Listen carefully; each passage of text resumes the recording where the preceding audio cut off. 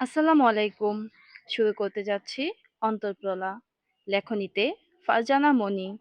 পর্ব ৫৫। মেলার চারদিকে ধীরে ধীরে সন্ধ্যা নেমে এসেছে। আকাশের রং বদলে গাঢ় নীল হয়ে উঠেছে। চারদিকে জ্বলে উঠেছে রঙিন বাতির ঝলকানি। যেন সন্ধ্যা নামার সঙ্গে সঙ্গে মেলাটা আরো বেশি জমজমাট হয়ে উঠেছে। মানুষের ভিড়, হাসি, কোলাহল সব মিলিয়ে এক অন্যরকম উচ্ছ্বাস ছড়িয়ে পড়েছে চারদিকে। কিন্তু এই আনন্দের মাঝেই হঠাৎ করে যেন বিপত্তি দেখা দিল। সন্ধ্যা নামার কিছুক্ষণের মধ্যেই চারদিকে বইতে শুরু করলো কালবৈশাখীর ঝড়ো হাওয়া। প্রথমে হালকা বাতাস, তারপর ধীরে ধীরে তার রূপ নিল প্রবল ঝড়ে। আকাশে বিদ্যুতের ঝলকানি, বাতাসে তীব্র শব্দ, সব মিলিয়ে এক অশনি সংকেত। মুহূর্তের মধ্যেই মেলার পরিবেশ বদলে গেল। দোকানগুলোর ত্রিপল উড়তে লাগলো। অনেক জায়গায় জিনিসপত্র এলোমেলো হয়ে পড়েছে। মানুষজন ছোটাছুটি শুরু করে দিল, যার যার মতো করে নিরাপদ আশ্রয়ের খোঁজে। গ্রামের সবাই তাড়াহুড়া করে বাড়ির দিকে রওনা দিল। এই পরিস্থিতি দেখে মির্জাবাড়ির লোকজনও আর দেরি না করে দ্রুত সবাইকে নিয়ে বাড়ির উদ্দেশ্যে রওনা হলো। ঝড়ের আগমনী বার্তা যেন পুরো আনন্দমুখর মেলাকে মুহূর্তেই অস্থির করে তুলল। রাত ১২টা ছুঁই ছুঁই। সন্ধ্যার প্রবল তাণ্ডবের পর বাহিরে ঝিরিঝিরি বৃষ্টি পড়ছে। মির্জা জামদানি হাউসের নিচে মাটির গভীরে লুকিয়ে আছে আরেকটা ঘর।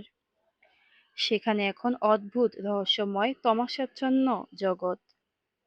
এই ঘরের কথা সচরাচর কেউ জানে না। হাতে গোনা কয়েকজন ছাড়া এখানে কারো প্রবেশ অধিকার নেই। শুরুর দিকে এই ঘর বানিয়েছিল সুলতান আরিয়ান মির্জা, তার ব্যবসায়ের সবচেয়ে গুরুত্বপূর্ণ কাগজপত্র আর গোপন সম্পদ রক্ষার জন্য। অদৃশ্য শত্রুর হাত থেকে সবকিছু আড়ালে রাখার জন্যই ছিল এই ব্যবস্থাটা। কিন্তু সময়ের সাথে সাথে বদলে গেছে এই ঘরের ব্যবহার। গ্রামে থাকতে থাকতে জীবনের অন্ধকার দিকগুলো কাছ থেকে দেখেছে আরিয়ান। আর সেই কারণেই একদিন এই ঘরের নাম দিয়েছিল আপ্যায়ন ঘর। কিন্তু নামের সাথে বাস্তবতার কোনো মিল নেই। কারণ এই ঘরে যে একবার ঢুকে সে আর কখনো আগের মতো ফিরে যায় না, কিংবা ফিরে যাওয়ার সুযোগ পায় না। আজ সেই ঘরটা আবারও নিস্তব্ধ, ভারী আর শীতল। মৃদু আলো আঁধারের মধ্যে কাঠের একটা চেয়ারে হাত পা শক্ত করে বাঁধা অবস্থায় বসে আছে এক যুবক। তার কপাল ফেটে রক্ত ঝরছে, ঠোঁট ছিঁড়ে গেছে, গাল বেয়ে লাল রক্ত গড়িয়ে পড়ছে ধীরে ধীরে। হাত আর পায়ের চামড়াও জায়গায় জায়গায় ছিঁড়ে গেছে। স্পষ্ট বোঝা যাচ্ছে তাকে বেশ ভালোভাবেই আপ্যায়ন করা হয়েছে। তার পেছনে নিঃশব্দে দাঁড়িয়ে আছে দুইজন লাঠিয়াল। চোখে কোনো অনুভূতি নেই, শুধু ঠান্ডা নির্লিপ্ততা। কাছেই দাঁড়িয়ে আছে রাফিন। তার দৃষ্টি সতর্ক, মুখ গম্ভীর। চারপাশে প্রতিটা নড়াচড়া যেন সে হিসেব করে দেখছে। ঠিক তখনই ঘরের অন্ধকার কোণ থেকে ধীরে ধীরে ভেসে উঠল একটা লম্বা ছায়া। ছায়াটা যত এগিয়ে আসছে ততই ঘরের বাতাস ভারী হয়ে উঠেছে। রাফিন মুহূর্তেই সোজা হয়ে দাঁড়ালো। একটা চেয়ারের দিকে হাত বাড়িয়ে সেটাকে সামনে টেনে আনলো, যেন কারো জন্য আগে থেকেই প্রস্তুত রাখা। এরপরই আলোয় ভেসে উঠল সেই মানুষটা। লম্বা বলিষ্ঠ দেহ, চোখে অদ্ভুত এক ঠান্ডা আগুন, চলনে এমন এক দাপট যেন এই অন্ধকারটাই তার নিজের রাজ্য।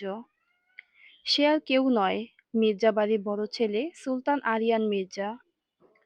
সে ধীর পায়ে হেঁটে এসে চেয়ারে বসলো, এক পায়ের উপর আরেক পা তুলে, সম্পূর্ণ নিশ্চিন্ত ভঙ্গিতে। কিন্তু তার সেই নিশ্চিন্ত ভঙ্গির আড়ালে লুকিয়ে আছে ভয়ঙ্কর এক নিস্তব্ধতা, যে নিস্তব্ধতার পরেই সাধারণত ঝড় নামে। ঘরের বাতাস যেন হঠাৎ করেই থমকে গেল। সবাই অপেক্ষা করছে কখন শুরু হবে আপ্যায়ন। ঘরের ভেতর নিস্তব্ধতা এমনভাবে জমে উঠেছে যেন কেউ নিঃশ্বাস নিলেও শব্দ শোনা যাবে। সুলতান আরিয়ান মির্জা কিছুক্ষণ চুপচাপ বসে রইল। তার দৃষ্টি ধীরে ধীরে গিয়ে থামল বাঁধা অবস্থায় বসে থাকা যুবকের উপর। রাফিন নিচু স্বরে বলল, ভাই, অনেকক্ষণ ধরেই চুপ আছে, কিছু বলছে না। আরিয়ান কোনো উত্তর দিল না, শুধু ধীরে ধীরে সামনে ঝুঁকলো। চেয়ারের হাতলে রাখা আঙ্গুলগুলো টুকটুক শব্দ তুলতে লাগলো, একটা অদ্ভুত এবং হিসেবি ছন্দে। তারপর হঠাৎ করেই সে সামনে ঝুঁকে এক ঝটকায় যুবকের থুতনি চেপে ধরল। যুবকটা প্রথমে নড়ল না, কিন্তু আঙ্গুলের চাপ বাড়তেই বাধ্য হয়ে মাথা তুলল সে। আলো এসে পড়ল তার মুখে। আরিয়ান কিঞ্চিত ভ্রু কুঁচকে রাফিনের দিকে তাকিয়ে বলল, ওর মুখটা এত চেনা চেনা লাগছে কেন? রাফিন নিচের দিকে তাকিয়ে জবাব দিল, ভাই, আপনি ওকে চেনেন। আরিয়ান লোকটির থুতনি ছেড়ে চেয়ারে গা এলিয়ে দিয়ে বসে বলল, বুঝলি রাফিন, অনেকদিন হলো ভালো হয়ে গেছি, কিন্তু মানুষের পেটে তা সইছে না। কোথায় ভাবলাম বিয়ে করেছি, এখন দিনরাত সুন্দরী স্ত্রীকে সময় দিব, কিন্তু এসব হারামজাদার যন্ত্রণায় মধ্যরাতে বাড়ি থেকে বের হতে হয়। আরিয়ানের কথা শুনে রাফিনের শরীরে কাঁটা দিয়ে উঠেছে। ভয়ঙ্কর রূপ নেওয়ার আগেই আরিয়ান ভাই এমন শান্ত খোশ মেজাজে কথা বলেন, সেটা তার অজানা নয়। এই তো মাস দুয়েক আগেও আপ্যায়ন ঘরে এক ছেলের ভয়ঙ্কর আপ্যায়ন হয়েছে। রাফিন ভাবনা থেকে বের হয়ে তাকালো সামনে। আরিয়ান যুবকটিকে গম্ভীর কণ্ঠে বলল, তুই তো রিজওয়ান হাওলাদারের চামচা, তাই না? ছেলেটি মাথা তুলে তাকাতে পারছে না, তবুও ধীর কণ্ঠে বলল, আমি কিছু করিনি। আমাকে এখানে কেন এনেছেন? প্রশ্ন করছিস? না, জানতে চাইছি। কৈফত? ছেলেটি এবার চুপ করে রইল। সেটা দেখে আরিয়ান ব্যঙ্গ করে ছেলেটার কপালে হাত ছুঁয়ে বলল, আহারে, ছেলেটা কিছুই করেনি, তবুও তোরা ওকে কেন এত মারধর করেছিস? কথাটা শেষ করার আগেই শোনা গেল সামনে বসে থাকা রক্তাক্ত যুবকটির মুখ থেকে ভয়ঙ্কর আর্তনাদ। রাফিন সেদিকে তাকিয়ে দেখল আরিয়ান ভাই ছেলেটার ক্ষতস্থানে চেপে ধরেছে।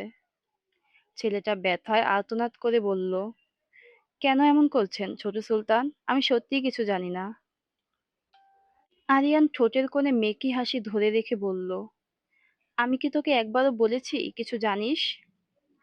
ছেলেটি নিজের কথায় নিজেই থতমত খেল। অতঃপর দুই দিকে মাথা নাড়িয়ে বলল, না। তাহলে আমাকে ছেড়ে দিন। আরিয়ান হাত বাড়াতেই রাফিন চকচকে একটা ধারালো ছুরি এগিয়ে দিল। আরিয়ান সেটা ঘুরিয়ে ফিরিয়ে দেখতে দেখতে ছেলেটির উদ্দেশ্যে বলল, আরে আরে, পাগল হচ্ছিস কেন? তোকে এখানে এনেছি আমার ছুরিগুলোর ধার পরীক্ষা করব তাই। দীর্ঘদিন হলো ব্যবহার করা হয় না, প্রয়োজন পড়লে শান দিয়ে আনবো। ওর কথা শুনে ছেলেটি ভয়ার্ত ঢোক গিলল। দেখতে দেখতে রাত 2টা। ঝিরিঝিরি বৃষ্টি আরিয়ানের পরিধান করা সাদা পাঞ্জাবিটা ভিজিয়ে দিয়েছে। সে আর রাফিন একসাথে বাড়িতে এসেছে। রাফিন অতিথি কক্ষের দিকে চলে যেতেই আরিয়ান অন্দরমহলের দিকে এলো। বৃষ্টির কারণে শফিক মিয়া আজকে অন্দরমহলের ভেতরে বসে বসে ঘুমাচ্ছিল। লোহার ফটকে টোকা পড়তেই সে সচকিত হয়ে ভেতর থেকে জিজ্ঞাসা করলো, কে বাহিরে? তখনই শুনল ছোট সুলতানের কণ্ঠস্বর। শফিক মিয়া ফটক খুলে দিতেই নজরে এলো আরিয়ানকে।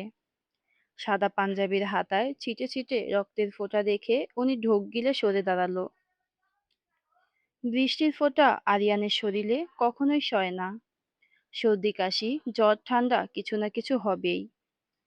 তাই সে এখানে দেরি না করে হাঁটলো কলপারের দিকে। সেখান থেকে হাতে পায়ের কাদা ধুয়ে নিজের রুমে যাওয়ার সময় হঠাৎ সিঁড়িতে থমকে দাঁড়ালো। তাদের বাড়িটি 3য় তলা। সচরাচর 3য় তলায় কেউ থাকে না। পুরনো আসবাবপত্র সহ বিভিন্ন জিনিস সেখানে রাখা।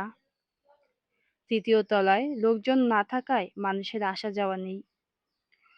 সবাই সরাসরি সিঁড়ি ভেঙে ছাদে চলে যায়। এদিকে হয়তো কেউ তাকায়ই না।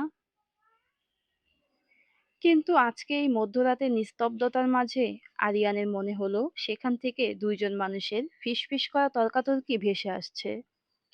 কিন্তু কথাগুলো এতই ধীরে ছিল যে আরিয়ান কারো কণ্ঠ চিনতে পারছে না। তাই সে শরীরে লুকিয়ে রাখা একটা ছোট্ট ছুরি বের করে সাবধানে হাঁটলো সেদিকে। কিছু দূর যেতেই তার নজরে এলো শাড়ি পরা এক মেয়েলি অবয়ব। এত রাতে এখানে কে এসেছে? কথাটা ভেবেই আরিয়ানের কপালে শুকনো ভাঁজ পড়ল। কিন্তু সে তৃতীয় তলার ২ সিঁড়ি নিচে থেকেই ভালোভাবে লক্ষ্য করে দেখল মেয়েটাকে স্বর্ণলতার মতো দেখা যায়। আরিয়ান সঙ্গে সঙ্গেই ছুটে গেল সেদিকে। দেখল স্বর্ণলতা আধো আলো অন্ধকারে চোখ বন্ধ করে হাঁটাচলা করছে। আরিয়ানের ভ্রুযুগল আরো কুঁচকে এলো। সে বাড়ি থেকে বের হওয়ার সময় এই মেয়েকে ঘুমিয়ে থাকতে দেখেছিল। তাহলে এত রাতে এই ঘোর অন্ধকারে মেয়েটা এখানে কি করে? তাছাড়া যেভাবে হাঁটাচলা করছে যেকোনো সময় হোঁচট খেয়ে মেঝেতে পড়ে যাবে। আরিয়ান এগিয়ে গিয়ে সোনালীর হাত ধরে বলল, তুমি এত রাতে এখানে কি করো? আর কার সাথেই বা কথা বলছিলে?